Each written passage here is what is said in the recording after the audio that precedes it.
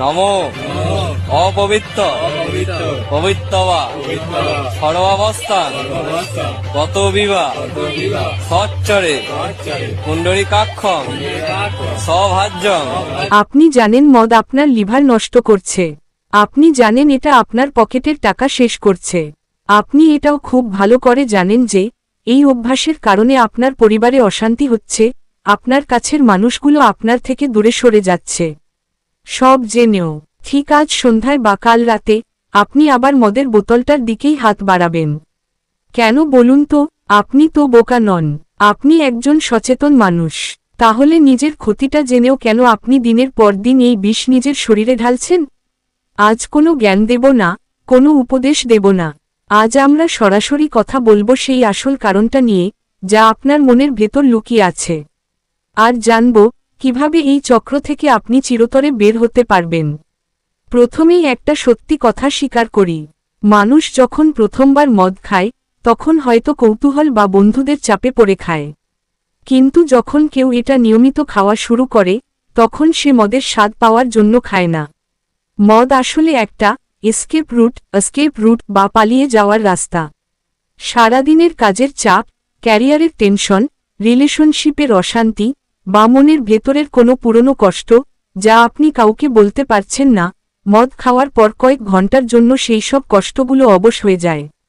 মস্তিষ্ক সাময়িকভাবে শান্ত হয়। তার মানে আপনি মদের নেশা করছেন না, আপনি আসলে ওই কয়েক ঘন্টার শান্তির নেশা করছেন। আপনি পালাচ্ছেন আপনার বাস্তবতা থেকে। কিন্তু সমস্যাটা কোথায় জানেন? পরদিন সকালে যখন নেশা কেটে যায় তখন সমস্যাগুলো কিন্তু গায়েব হয়ে যায় না, সেগুলো সেখানেই থাকে, বরং সাথে যোগ হয় একটা অপরাধবোধ, গিল্ট। আমি আবার কেন খেলাম? আমাদের মস্তিষ্ক খুব অদ্ভুত। বিজ্ঞান বলে যখন আপনি স্ট্রেসে থাকেন তখন ব্রেন একটা সহজ সমাধান খোঁজে।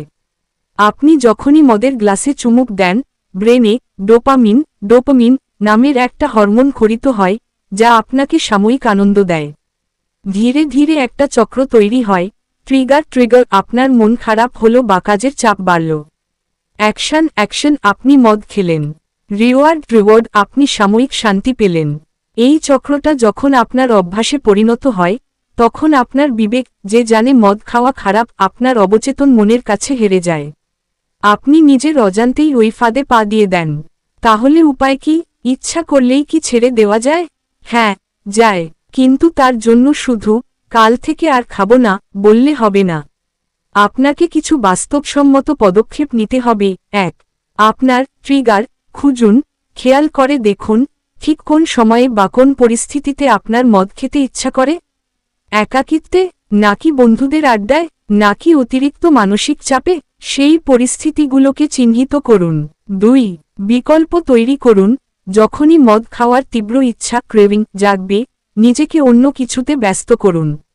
হতে পারে সেটা খুব পছন্দের কোনো খাবার খাওয়া, জোরে জোরে হাঁটা, বা এমন কোনো বন্ধুর সাথে কথা বলা যে আপনাকে বোঝে। প্রথম 20-30 মিনিট কাটিয়ে দিতে পারলে ইচ্ছার তীব্রতা কমে যায়। 3. পরিবেশ বদলান। যেসব বন্ধু বা জায়গায় গেলে আপনার মদ খাওয়ার ইচ্ছা বাড়ে, কিছুদিন তাদের থেকে সচেতনভাবে দূরে থাকুন। 4. নিজেকে ক্ষমা করতে শিখুন। ধরুন আপনি ঠিক করলেন আজ খাবেন না, কিন্তু কোনো কারণে খেয়ে ফেললেন। নিজেকে লুজার ভাববেন না। একদিন ভুল হয়েছে মানে এই নয় যে আপনি আর পারবেন না। পরের দিন থেকে আবার নতুন করে চেষ্টা শুরু করুন। 5. প্রয়োজনে সাহায্য নিন। যদি মনে হয় একা পারছেন না, তবে কোনো থেরাপিস্ট, কাউন্সিলর বা ডাক্তারের সাহায্য নিন। এতে লজ্জার কিছু নেই। নিজের জীবন বাঁচানোর জন্য সাহায্য চাওয়াটা সাহসিকতার লক্ষণ। জীবনটা আপনার, আর এই জীবনটা একবারই পাওয়া যায়। মদ খেয়ে আপনি যে কষ্ট বা বাস্তবতাকে ভুলে থাকার চেষ্টা করছেন, মদ কিন্তু সেই কষ্টটাকে আরও বাড়াচ্ছে, কমাচ্ছে না। আজ রাতে যখন আপনি ঘুমাতে যাবেন, আয়নার সামনে দাঁড়িয়ে নিজেকে একবার জিজ্ঞেস করুন, আমি কি সত্যিই আমার জীবনের নিয়ন্ত্রণ একটা তরল পদার্থের হাতে ছেড়ে দেব? আপনি এর চেয়ে অনেক বেশি শক্তিশালী। আজই হোক সেই প্রথম দিন যেদিন আপনি নিজের জন্য একটা সঠিক সিদ্ধান্ত নেবেন। নিজের স্বাস্থ্যের জন্য, আপনার অপেক্ষায় থাকা পরিবারটার হাসিমুখের জন্য। ভিডিওটা যদি আপনার মনের কথা বলে থাকে তবে একটা লাইক করবেন। আর আপনার যদি কোনো বন্ধু থাকে যাকে আপনি ভালোবাসেন এবং চান সে এই অভ্যাস থেকে বের হোক, তাকে এই ভিডিওটা শেয়ার করতে পারেন। দেখা হবে পরের ভিডিওতে। ভালো থাকবেন, সুস্থ থাকবেন।